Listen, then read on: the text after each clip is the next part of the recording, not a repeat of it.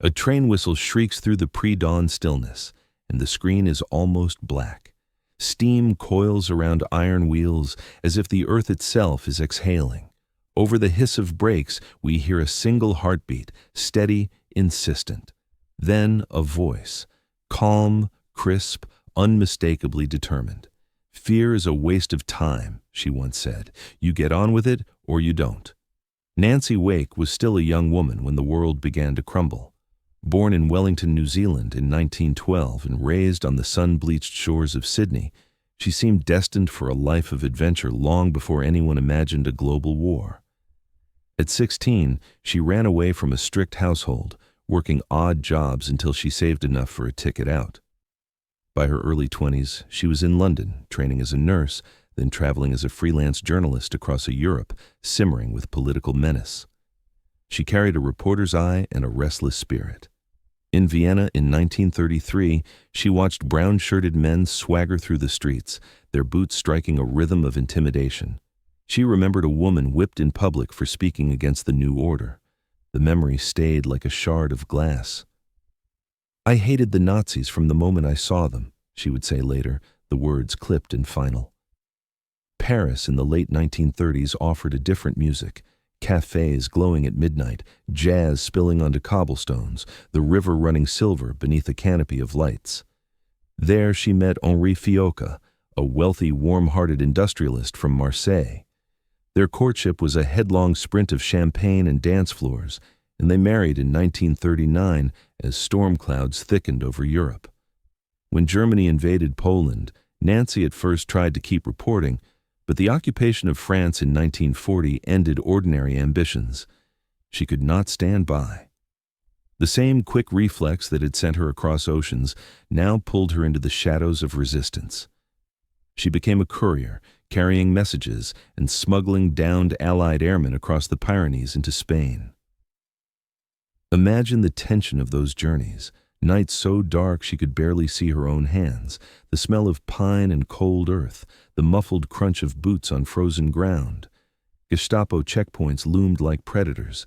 Capture meant interrogation, torture, a bullet or worse. Yet she cultivated an air of nonchalance, a stylish young woman with perfect French, the last person a soldier might suspect. The work demanded nerve and guile. She learned to slip through border towns using false papers, to charm or distract sentries with a flash of wit. Friends would later marvel at her composure. She seemed to carry danger like a second skin. "I don't see what there is to be scared of," she told one companion after a narrow escape. "If it happens, it happens." Her husband, Henri, supported her missions even as the risks multiplied. Marseille became a nest of underground routes, coded messages, and whispered plans. The Gestapo began to notice. By 1942, her name was on their lists, a phantom they called La Souris Blanche, the white mouse, for her ability to elude capture. Posters bearing her likeness offered a bounty of 5 million francs, one of the largest rewards of the war. But the noose tightened. Friends disappeared. Safe houses were raided. When the network was betrayed, Nancy faced a brutal choice: flee or die. She slipped out of France through the mountains once more, a harrowing trek of snow and hunger, her body scraped raw against rock faces, her breath a thin ribbon in the alpine night. Each step carried the weight of those she left behind, Henri most of all. She promised herself she would return. Across the border in Spain and eventually in Britain, Nancy found not rest but a new calling. British intelligence had been watching. The Special Operations Executive, the SOE, was recruiting agents to infiltrate occupied Europe, and Nancy Wake, with her fluent French, nerves of steel, and proven record of survival, was a perfect fit. Training at secret camps in the Scottish Highlands, she learned the trade of clandestine warfare: sabotage, parachute jumps, hand-to-hand combat, wireless operation. The instructors tested recruits to the breaking point. Night after night, she hurled herself from practice towers into blackness, muscles screaming, mind locked on the mission ahead. Instructors noted her quick thinking and uncanny calm under pressure. One wrote simply, "A born leader." Yet even in training, the war's shadow lengthened. News from Marseille was scarce. Messages hinted that Henri remained under watch. Nancy pushed the worry aside. Every hour she hesitated was another hour of occupation for millions of French civilians, another day for the Gestapo to tighten its grip. By the summer of 1944, as Allied forces massed for the invasion of Normandy, Nancy was ready to return to the country that now felt as much hers as the islands of her birth. She would jump back into France, not as a courier, but as a fully armed agent, charged with organizing and supplying the Maquis, the fierce rural fighters of the French resistance. Her mission, to sabotage German supply lines and communications in the critical days before D-Day. The camera could linger here on her final preparations, the quiet of an English airfield before nightfall, the weight of a parachute settling across her shoulders, the smell of oil and canvas, the muffled drone of an approaching aircraft. Around her, other agents check weapons, tighten straps. Someone offers a cigarette. Nancy declines. Her focus is absolute. When the green light flares, she steps into the void without hesitation, a dark figure swallowed by starlit sky. Below, the forests of central France stretch like an ocean. She falls silently, the wind a roar in her ears, the war awaiting her on the ground. The forest floor absorbs the thud of her landing, and for a heartbeat, there is only the rustle of leaves and the scent of wet earth. Nancy Wake gathers her parachute with practiced hands and melts into the darkness. Hours later, when the first gray of dawn leaks across the treetops, she is deep inside the rugged hills of the Auvergne, a region of ravines and secret paths where German patrols rarely dare to linger.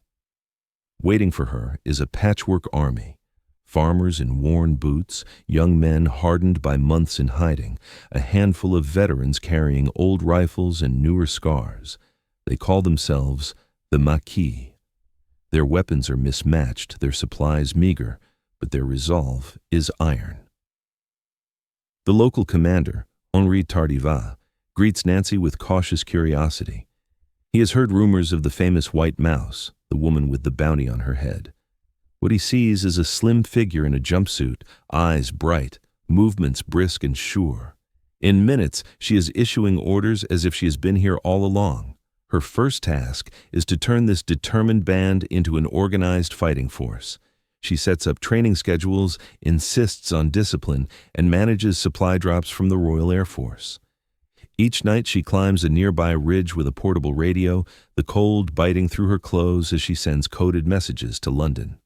The crackle of static becomes the lifeline of an entire region. Within weeks, weapons canisters begin to thump down from the sky. Sten guns, explosives, ammunition, parachuted in under moonlight. For the first time, the Maquis feel the strength of an invisible ally. The Gestapo, meanwhile, intensifies its hunt. German convoys scour the countryside, and collaborators whisper promises of reward. Villages are burned as warnings. Yet Nancy moves through this landscape like a phantom. She cycles for miles at a stretch, carrying messages and coordinating attacks, her legs pumping over mountain passes and narrow lanes. On one mission, she rides more than 300 kilometers in less than 3 days to repair a severed communication line, an ordeal so punishing that seasoned fighters can scarcely believe it. When she dismounts, her clothes are stiff with mud and sweat, but her voice is steady as she reports the task complete. Operations escalate as Allied forces prepare to land in Normandy. Bridges must be destroyed, railways cut, German troops harassed on every road that might lead to the coast. Nancy plans ambushes with cool precision, guiding columns of partisans through the thick undergrowth. Explosions bloom in the night, and trains laden with munitions derail in showers of sparks. German officers grow frantic. The bounty on her head remains the highest in the region, but no one will betray her. Villagers shield her with a loyalty born of admiration and fear. Amid the violence, moments of humanity persist. Around campfires, she shares rough bread and stories, teasing young fighters who look at her with a mixture of awe and disbelief. They call her Madame André, her code name, and learn quickly that her laughter can cut through the bleakest night. She is both comrade and commander, unafraid to bark orders, quick to praise courage. When a new recruit freezes under fire, she drags him to cover and shouts above the gunfire, "You don't win by dying for your country. You win by making them die for theirs." News of the Normandy invasion electrifies the camp. It is June 6, 1944. The long-awaited Allied assault has begun, and every act of sabotage now carries extra weight. Nancy's unit attacks German convoys relentlessly, tying down thousands of troops who might otherwise rush north to repel the landings. Skirmishes erupt daily. In one fierce battle near Montmouchet, the Maquis face waves of well-armed German soldiers. Bullets rip through trees, and the forest shudders with the concussion of mortars. Nancy moves from position to position, urging fighters to hold their ground. They do, long enough to force the enemy to retreat, leaving the hills littered with spent shells and the acrid stink of smoke. But victory never comes without cost. Friends fall in sudden bursts of gunfire. Safe houses are discovered and razed. Each loss cuts deep, though she rarely shows it. At night, when the camp lies silent except for the crackling of embers, she allows herself brief private moments of grief. Letters from Marseille have ceased entirely.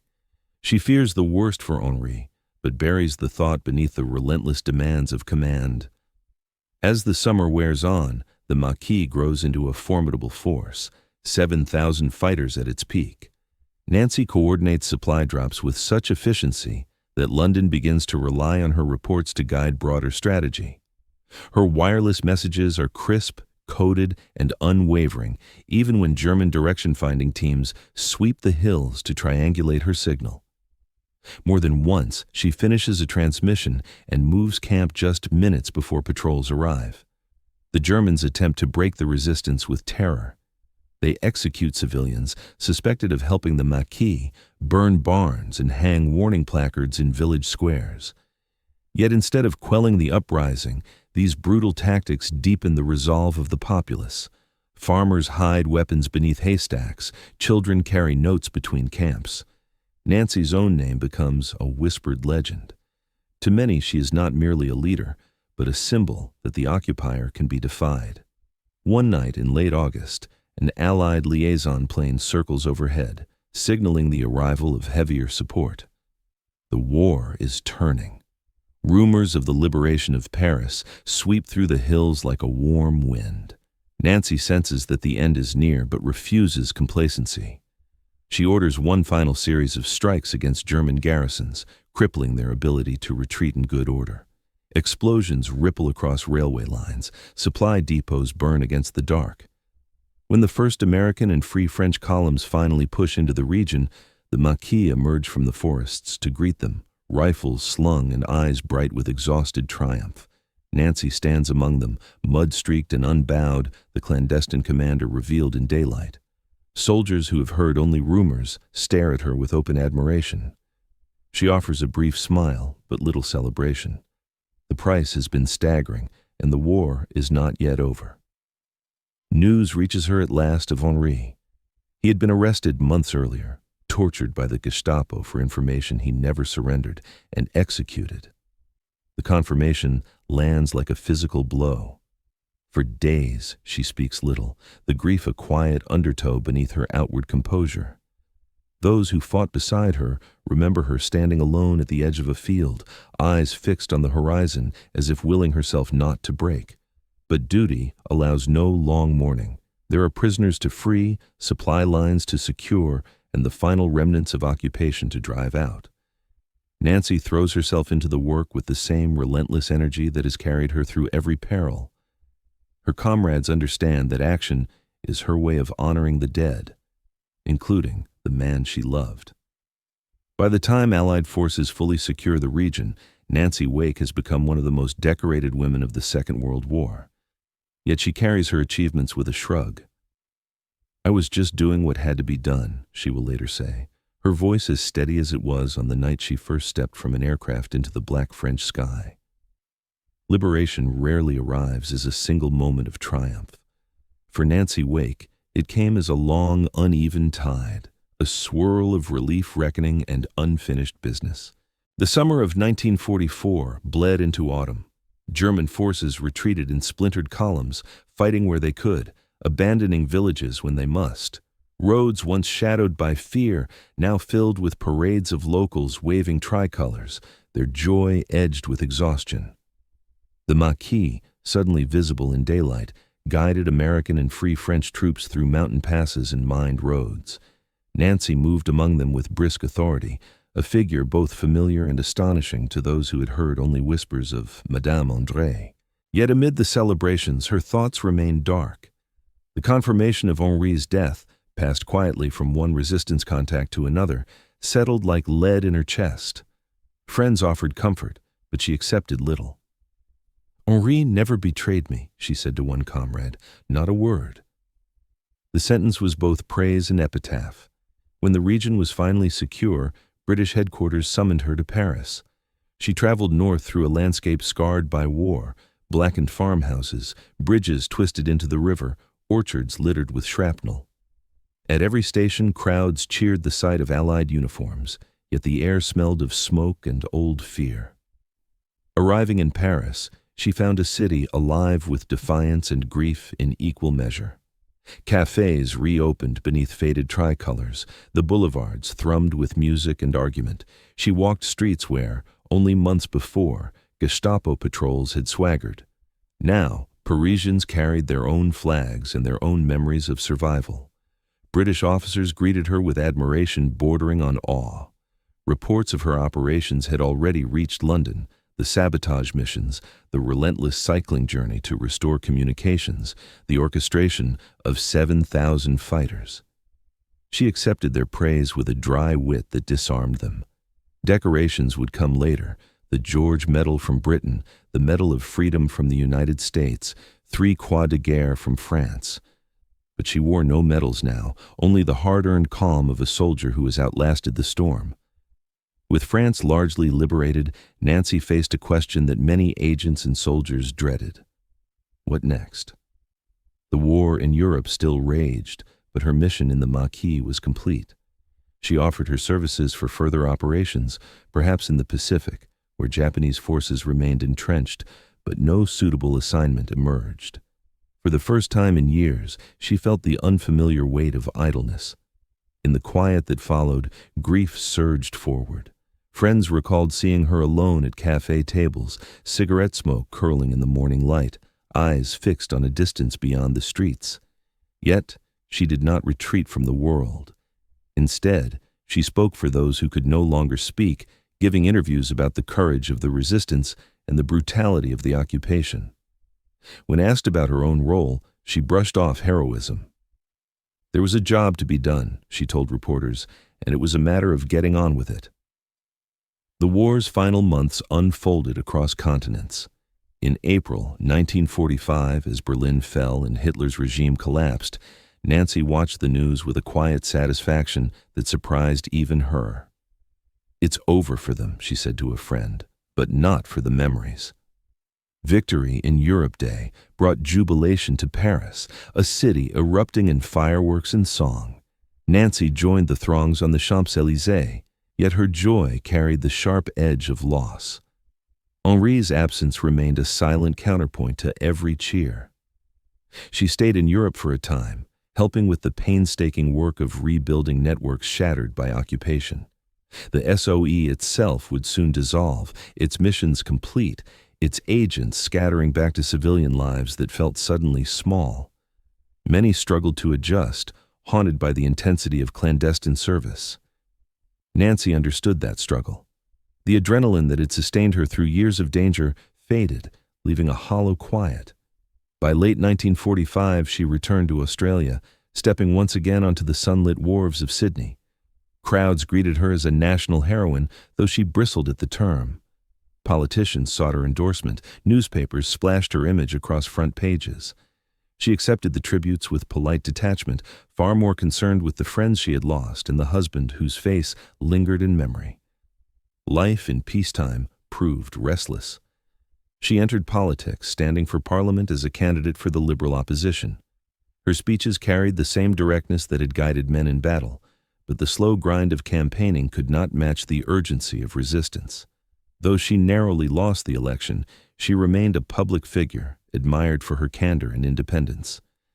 Years later, she settled in Britain, then France, moving between countries with the same ease she once used to slip past checkpoints. She never remarried. Friends would ask why, and she would smile with a mixture of affection and finality. When you've had the best, why bother with the rest? It was Henri she meant, always Henri. As decades passed, nations continued to honor her. France awarded her the Legion of Honor. Britain and Australia renewed their tributes. Yet she seemed almost bemused by the ceremony. At receptions, she might lift a glass and tell a sharp joke, deflating the solemnity. "I hated the Nazis," she would say, and that's that. The world around her changed. New wars, new technologies, the slow fading of living memory. But when historians sought eyewitness accounts of the resistance, Nancy spoke with clarity and unvarnished truth. She described not only the daring missions, but also the fear, the hunger, the grief. She wanted the record to be honest. Courage, she explained, is just fear that has said its prayers and gone forward anyway. In her later years, she returned occasionally to the hills of central France, visiting the sites where the Maquis once trained and fought. Villagers greeted her like family, children staring at the small, energetic woman whose legend filled their school books. Standing in the quiet forests, she could still trace the paths of old ambushes, the ridges where she had once signaled to London beneath the indifferent stars. Nancy Wake lived to see the new millennium, a survivor of a century's most brutal conflict. She died in 2011 at the age of 98, her ashes scattered over the same French soil she had fought to free. By then her story had inspired books, documentaries, and films, yet she remained, to those who knew her best, disarmingly simple, a woman who despised tyranny and refused to yield. Her legacy endures not only in medals or monuments, but in the quiet conviction that ordinary people can meet extraordinary times with defiance and grace. In every village liberated, every life saved, every act of resistance whispered in the dark, her spirit lingers, a reminder that courage is not the absence of fear, but the decision to act despite it. Night settles over the hills of Auvergne, the same hills where Nancy Wake once moved like a shadow. The forest is quiet now, no signal lamps flashing through the trees, no clatter of weapons or distant rumble of convoys. Only the wind stirs, carrying the scent of pine and damp earth. It is here, decades after the war, that her friends scatter her ashes, a final return to the land she helped to free. By the time of her passing in 2011, the world had changed beyond recognition. Nations rebuilt, alliances shifted, and the generation that fought the Second World War began to fade into history books. Yet, Nancy's life continued to speak with startling clarity to those who came after. Journalists who interviewed her in old age were struck not by nostalgia, but by the fire that still burned in her eyes. When asked if she had regrets, she answered without hesitation, "None. I only wish I had killed more of them." It was not bravado, but a blunt expression of the hatred that had propelled her through years of danger, a hatred born of what she had witnessed in Vienna, of the friends she had buried, of the husband whose name she carried like a medal no government could bestow. Her defiance remained untempered by time. At ceremonies where dignitaries offered solemn speeches, she might interrupt with a joke that left generals laughing and protocol forgotten. At a Paris reception, an aide once asked whether she would like a seat near the front. "I've never needed the front," she replied with a wry smile. "I know my own worth." But for all her sharp wit, she also carried an enduring tenderness. Letters to the families of fallen comrades reveal a woman who never forgot the human cost of victory. "Your son was brave," she wrote to one grieving mother. "He fought not for glory, but so that others might be free." She rarely spoke of Henri in public, but close friends recalled the quiet moments when she would finger the wedding ring she never removed, her gaze distant, the noise of the present fading to silence. Historians place Nancy Wake among the most decorated servicewomen of the war. Britain awarded her the George Medal and appointed her Companion of the Order of the British Empire. The United States gave her the Medal of Freedom. France honored her with the Croix de Guerre 3 times, and the Legion of Honor, its highest award. Australia and New Zealand eventually followed with their own tributes, though she once chided her homeland for being slow to recognize its heroes. "Better late than never," she quipped when the medals finally arrived, yet she never measured worth in ribbons. "I hate war," she told an interviewer late in life, "but if the bastards are going to have one, I'm not sitting it out." To her, courage was practical, almost ordinary, a decision made and acted upon, not a lofty ideal. She reminded audiences that she had once been simply a young woman with a taste for travel and adventure, someone who loved dancing and champagne. The war had not transformed her into a hero, she insisted. It had only revealed what she was willing to do when freedom itself was threatened. Her story resonates because it refuses to flatten into myth. Nancy was at once fierce and funny, disciplined and impulsive, a fighter who loved beauty, and a romantic who carried grief like a hidden scar. She embodied the paradox of resistance, the capacity for joy amid terror, for compassion amid violence. When she said she hated the Nazis, it was not a slogan, but a memory, a visceral response to cruelty witnessed firsthand. In the years after her death, filmmakers and writers sought to capture that complexity. Biographies highlighted not only her daring missions, but also the nuances of her character, her impatience with bureaucracy, her flashes of vulnerability, her enduring loyalty to those she led.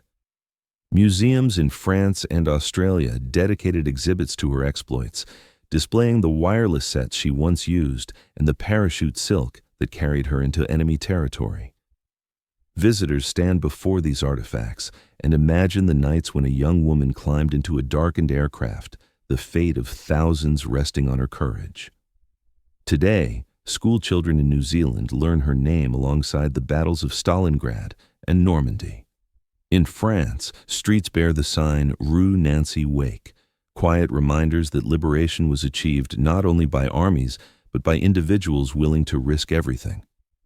In Britain and the United States, military academies cite her missions as case studies in guerrilla warfare and leadership under extreme pressure. But perhaps the most enduring memorial is less tangible. It is the example she set for anyone who confronts oppression, that resistance is possible, that ordinary people can defy tyrants, that dignity can survive even the darkest hours. In an age still shadowed by conflict and authoritarianism, her life offers both inspiration and a challenge. She did not wait for perfect conditions or for others to act. She simply moved, and others followed. As the documentary returns to the quiet forests where her ashes lie, the camera lingers on the texture of moss-covered stones, on the shifting light that filters through tall pines. The wind rises, carrying with it the faint echoes of footsteps, of whispered passwords, of gunfire that once shattered the night.